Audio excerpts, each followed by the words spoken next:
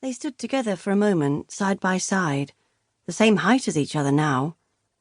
Molly had caught up last summer, much to her delight. They both now stood at 5'8". Molly long and lean as a fashion drawing, tanned legs in denim hot pants, honey-dusted hair bundled on top of her head in an artful pile, white Havianas, a chambray shirt over a pink vest, tiny ankles and wrists layered in friendship circlets and rubber bands. Meg, on the other hand, solid as a quarterback, sensible in three-quarter-length navy chinos and a Breton-striped long-sleeved top, a pair of silver-sequined fit-flops and a last-minute pedicure her only concession to the unseasonal heat wave. Mother and only daughter in the late stages of a nightmarish, cliched teenage disaster that had lasted more than 3 years. Almost friends now. Almost. Someone had once told Meg that you get your daughter back when she's 19. Only 4 more years to wait. This is worse than I thought. I mean, so much worse. Meg shook her head and took a tentative step towards the house. There it stood, brick for brick, exactly as it had been the day she was born 40 years earlier.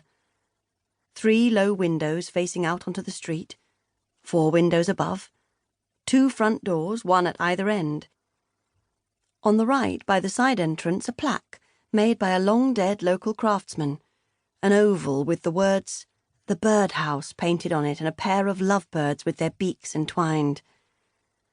The green-painted gate to the left of the house that opened up onto a gravelled path to the back door. The stickers in the windows declaring membership of Neighbourhood Watch. Whatever happened to Neighbourhood Watch, Meg wondered idly. Allegiance to the RSPB and an intolerance towards people selling door-to-door. All there, just as it had been forever and ever. Except... "This is the worst house I've ever seen," said Molly. "It's worse than the ones on the TV shows." "We haven't even been inside yet, Moll. Hold that thought." "And my nose too, right?" "Yes, probably." She sighed.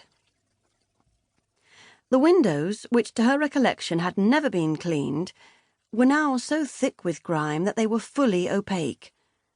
In fact, they were black. The pastel yellow Gloucester brick was discoloured and damaged. The green gate was hanging off its post by one solitary nail, and the gravelled pathway was piled high with random objects. 2 old pushchairs, a rusty bike, a dead Christmas tree in a broken pot, a box of magazines, swollen and waterlogged to twice their original size. The flat-fronted style of the house meant that it held most of its personality within and behind. But even on such scant display, it was clear that this house had a disease. The village had grown more and more gentrified over the decades.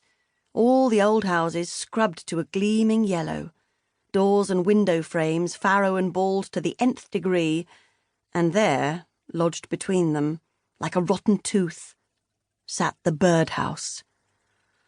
"God, it's so embarrassing," said Molly, pushing her Ray-Bans into her hair and wrinkling her tiny nose. "What must everyone think?" Meg raised her eyebrows. She said. "I'd say that judging by our local reputation, this is probably no more than anyone in the village would expect." "Come on, then." She smiled at her daughter nervously. "Let's go in, shall we? Get it over with." Molly smiled back grimly and nodded. April 1981. Megan pulled back the ivy and pushed her fingertips inside a small crevice in the wall. "Got another one!" she shouted out to Bethan and the twins. "Oh, well done, Meggie!" her mother called from the back step where she stood in her strawberry print apron watching proceedings with a contented smile. "Bravo!" Megan pulled out the small foil-wrapped egg and dropped it into her basket. "It's pink," she said pointedly to her younger sister. "Don't care," said Bethan. "I've got 3 pink ones already." Megan looked up at the sky.